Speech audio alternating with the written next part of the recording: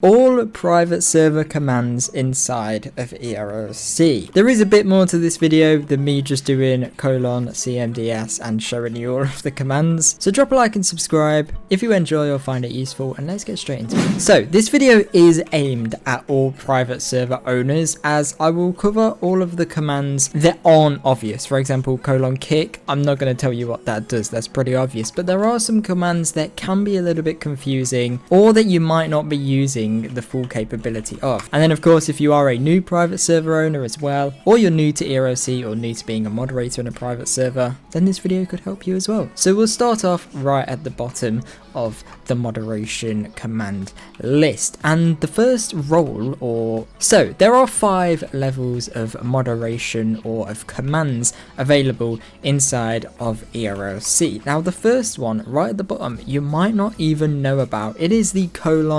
:helper command. Now this level of moderation has only one command available, and it's not even a command, to be honest, but what a helper can do is they can go in free cam. They can do a couple of other things as well, but the only major important thing they can do is go in free cam. So if you have someone in your server that wants to take photos of things, or be like a little photographer or even a videographer if you're recording a trailer or something, or even if you've got a content creator in your server and they just want to be able to go in free cam for whatever reason, then you can just give them the helper role, and that gives them the ability to go in free cam but not the ability to respawn or kick or ban or whatever else other people can do. And not many people actually know helper as a command, so that is the first one. Very useful if you're new to owning a server or new to moderating a server. If someone wants to use free cam, you can give them that role and they can't do anything else. So you don't have to worry about them abusing their commands because they don't have any commands. And then the step up from helper, we have moderator. Now moderator has pretty much all of the stuff they will need, but also prevents your server from being completely abused if someone has the moderator commands, because they can't really do anything permanent. They can just do short-term damage if they want to abuse it, but they can also moderate perfectly fine and keep your server in a good working order. So if we go to commands by doing :cmds, that's a command you could do to view all of your commands if you didn't know that. Even though it says admin commands, it's just referring to the administrator permissions, like the : commands. If we have a look down here, we can see server moderator commands. So we have all of these here. We have refresh, heal, wanted, priority, and peacetime, which we'll get onto a little bit later on if you don't know what that means. You can view who the other mods are, start fire, stop fire. You can view bans. You can't ban anyone as a mod, but you can view the bans. We have kick, jail. You get the idea. You can look through these yourself, and that is moderator. A moderator can do pretty much everything you will need them to do. They can look after your server, keep it in a working state, and look after it if you or any admins aren't there. However, you should have at least one admin in the game at all times. If you want kind of an idea of how many staff you should have in your server, ideally you want one moderator for every 10 players and one administrator for every 20 players. So if you have a full server of 40 people, ideally you want 4 mods and 2 admins. That's all you really need for a good level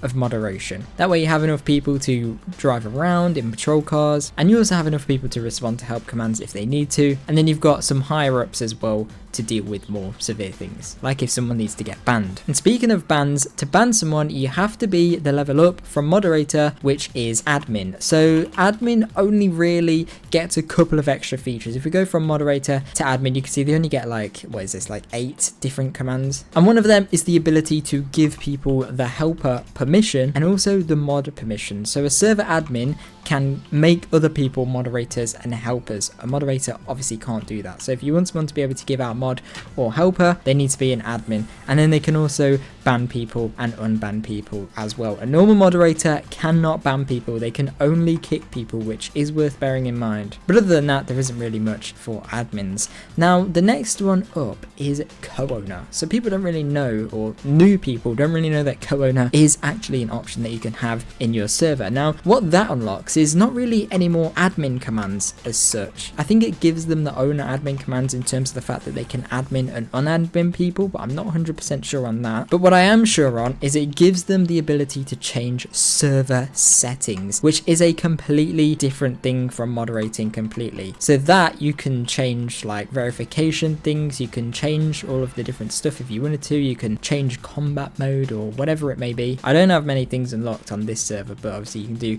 custom liveries they can upload, stuff like that. There's a lot of stuff they can do as a co-owner, pretty much everything you can do as an owner. So only give this to the most trusted people in your server. And ideally you only want one, maybe two co-owners, and that's it. Then of course above that we have owner, which is you. Don't need to talk about that. You can't give anyone else the owner role, if that's even a thing. Only you are the owner. But now let's get into some commands that you might not actually know about. So the first ones we're going to talk about is the start fire command if you want to start a fire.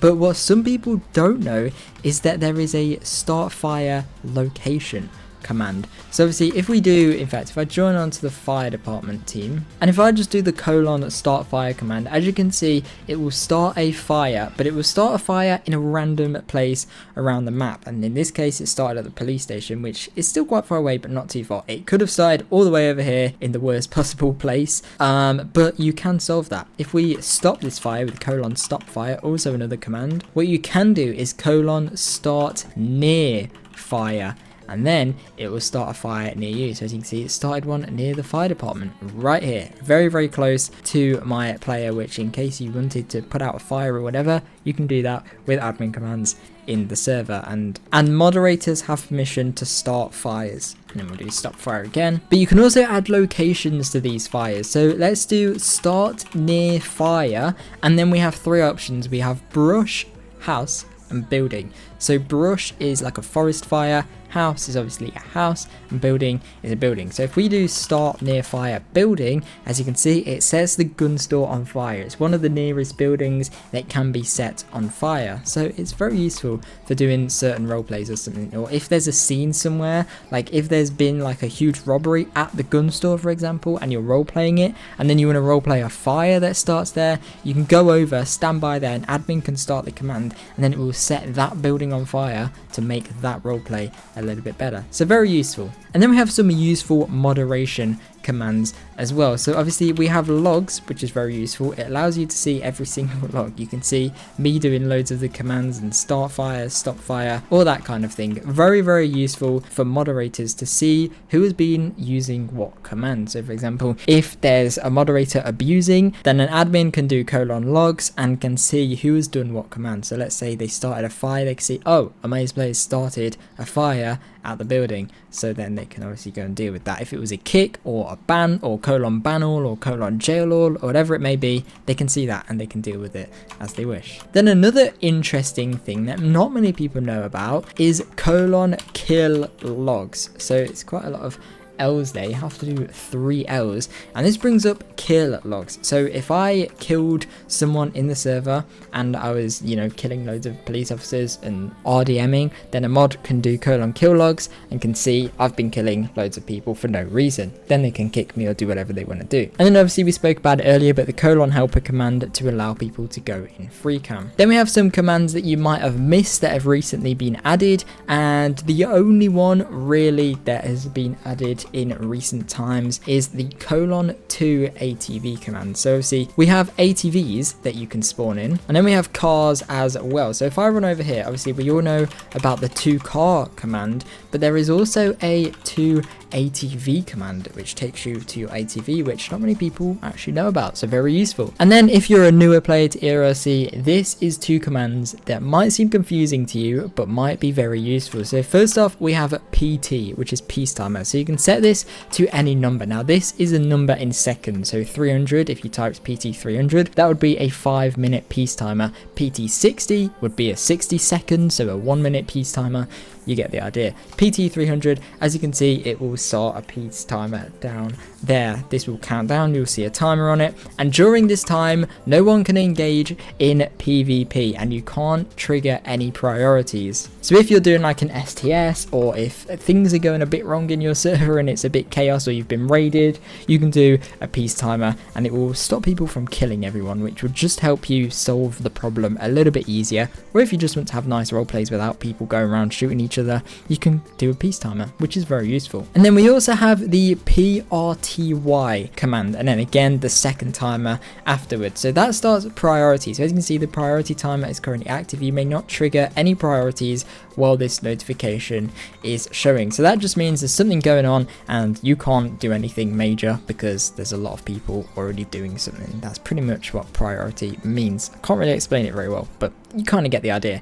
And that is it, really. That is all the commands. Obviously, you can do colon commands to just look through all of the commands for yourself. But there we go. I hope this video helped someone out. Hope you learned something. If you did, let me know in the comments. Thank you very much for watching this video. Drop a like and subscribe. Check out everything else from the description, and hopefully I'll see you guys in my next video. Bye!